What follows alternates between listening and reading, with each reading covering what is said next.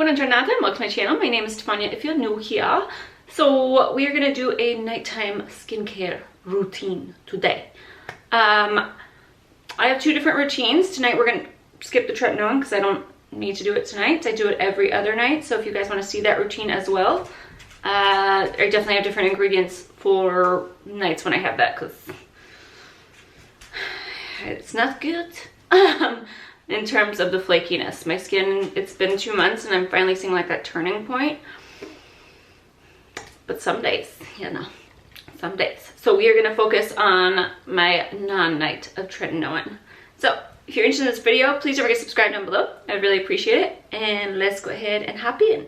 So first, before we like jump in to everything, just know that like I have fairly normal skin. I live in a very dry climate. You can tell my voice is even dry. Okay. But that definitely does play a factor in how my skin works. It's not, I've been doing tretinoin, and I do want to preface this by saying like my routine doesn't have a lot of actives in it because I am on tretinoin and I am taking spironolactone, something like that, you know? So I'm still definitely like, my skin's dry and flaky right now, so I'm more about trying to heal and like counteract the tretinoin in terms of like not being so flaky. So that is kind of my background in terms of what I'm using. You guys have seen me do plenty of hauls lately. I tried not to only like not include a lot since I wanted this to be a routine that this is what's been working for me. It's stayed the same for like over a month now. So let's go ahead. There's a few things I'm trying. I'll talk about it in the video, okay? But let's go ahead and jump into double cleansing. All right, I did get these nice little hair wraps from Amazon. I like that they're not like a, you know, they're just like thin and nice and they have Velcro so it adjusts to your head size. Because sometimes I get ones that I'm like, whose head fits in here? Whose? So I love the colors and it just gets my hair out of my face, all the little baby hairs. And, you know, I have curly hair, so if I get those wet, I'm in a bad mood because I have to re-straighten them. And then the baby hairs never leave because they're constantly getting fried off. So this works perfectly in terms of keeping my hair back. Very affordable on Amazon. It came in like a pack of 6 with all colors. Okay, so the first step I do is a double cleanse, especially if I'm wearing a full face of makeup. If I am not, I usually try to use a milk cleanser because I feel like it will still get off the sunscreen. But double cleansing has been great for my skin. I definitely used to be a makeup wipe person. I said that. I did. Just because out of laziness. So I do my nighttime skin routine like right when I get home from work now. Because I used to be like, who has time to do this? Like I go to bed around like 11:30 now. I don't know when I sleep. But I try to do it as soon as I get home and take a shower. And so I do it probably 3 hours before I go to bed just because that's just what works for me. Now that's like my relaxed time and I take my time and I do the steps and I'm just, you know, I'm not saying these steps are all necessary by any means. So just take that all with a grain of salt. Do what works for you. But yeah, I generally like to jump in the shower first, but you know, I double cleanse in the shower. I definitely don't do it outside the shower and get water everywhere and I just hate it. But anyways, so the oil cleanser I use is the Hado Labo oil cleanser. You can get it on Amazon. It is super cheap. It's like less than $15 a bottle. And I think I got mine for like 12 something. Very, very, so nice. It's an oil-based cleanser. I'm not a huge fan of cleansing balms. Not because they don't work. I actually really love the Clinique one for a long time. But mostly because I don't like sticking my fingers inside the container. I don't know why, it grosses me out. So I much prefer anything with a pump, but this one definitely removes all of my makeup. You guys saw how heavy my makeup was, and this is working out great for my skin. It's nothing fancy. It doesn't, you know, it just gets the job done. So there's times where I really wanted like the Tatcha Camilla cleansing oil, and then, you know, which is very nice. But do I need to pay that much to have my makeup removed? No, because you're not really getting any, like, it's not on your skin long enough to get the benefits. So I'm like, I'll use this one for now. I'm not opposed to like ordering that in the future, but just, you know, I'm also trying to convince myself it's not necessary. It's not necessary, it's fun, it's not necessary. The second step I go in with is the Peach and Lily cleanser, or sometimes I will use the Crave Matcha Hemp cleanser. It just kind of depends on the day. I generally find the Crave to be the most hydrating in terms of my cleansers, so I use that mostly on the nights where I am going to be using tretinoin. If I'm not, the Peach and Lily cleanser is like one of my new favorites. It has a pH of 5.5. They both do. It does smell like lavender. Like I said, you're gonna be washing it off. So, to me, if I enjoy the experience of a product because of the smell and stuff, and I'm washing it right off, I don't have any issues with that personally. Obviously, if fragrance irritates you, don't use it. But for me, I still I love the smell of things. I love the smell of things. So creepy. So anyways, I'm liking this Peach and Lily cleanser a lot. It does contain cica, it has chamomile. The only thing about it is I do wish it lathered a little bit more. It is a gel consistency, but there's really not much of a lather. So if you enjoy that, just know it's really not there with that. But I have no complaints about the cleanser. 28 bucks, you can get it at Ulta, and I actually really like it. I know Peach and Lily is kind of a overhyped brand, but so far I haven't gotten a lot actually. I just have the cleanser, so I can't even say. I refused to pay that shipping price when it was they had their serum on sale at Ulta, and I was like, no, I can't afford to spend an extra $30 and something else because I refuse to pay $5 for shipping. All right, next we're gonna go in with the Primera Miracle Seed Essence. So this is a first treatment essence. It's meant to help everything else on top of it absorb. Obviously, it is made of lotus seeds, bring that it's the miracle seed. I do really enjoy this product. I did think it was it definitely brightens my skin right away and gives me this nice glowy skin.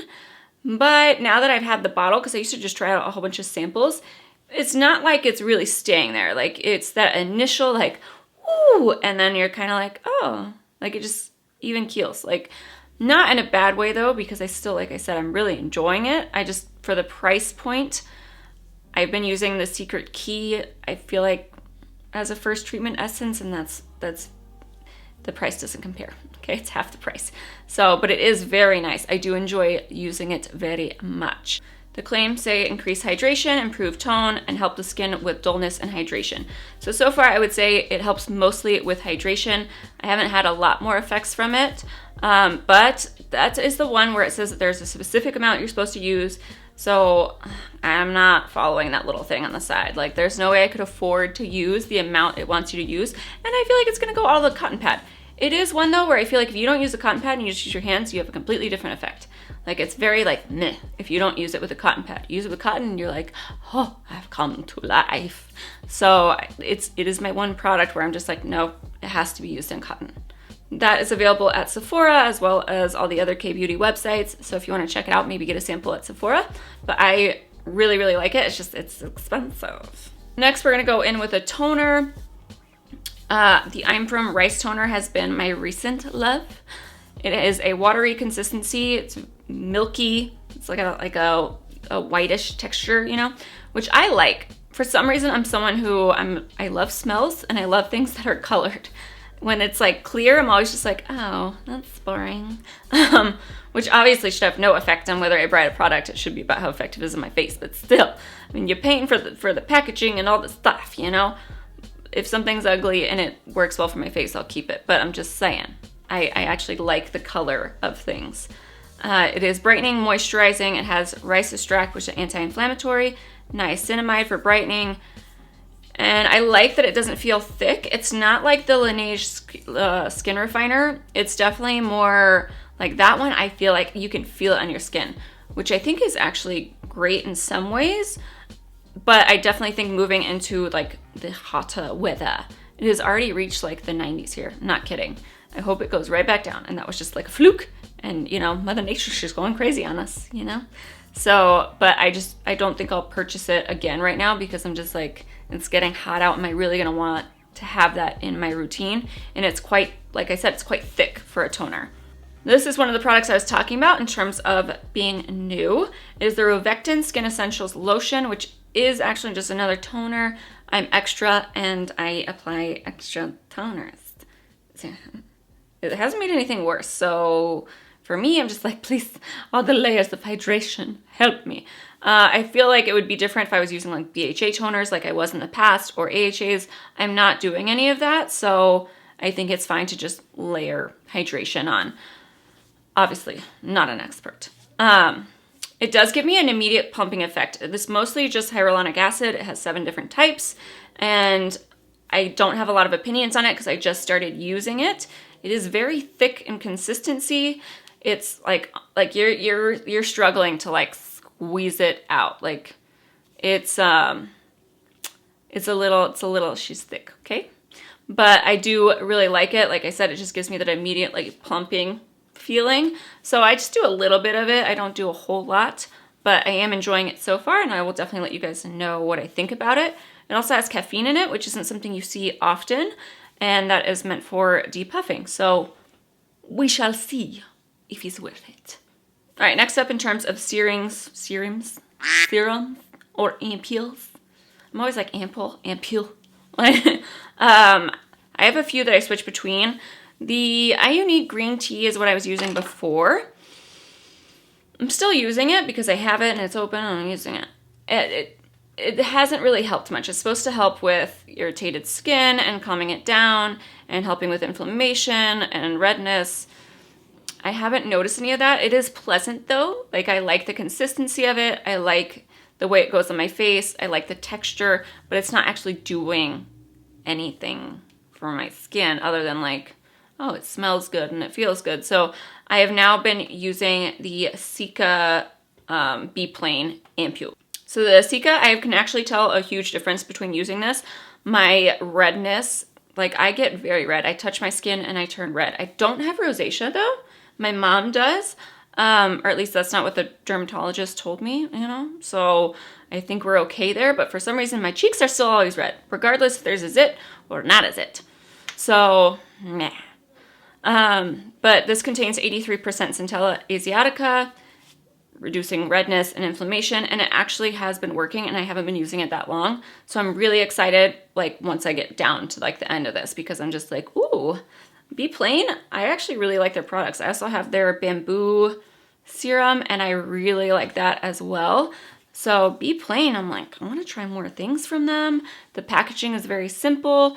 But yeah, I will definitely talk more about that one later, but I am enjoying it more than the Iunik green tea. I like other Iunik products, but that one's just not really working out for me.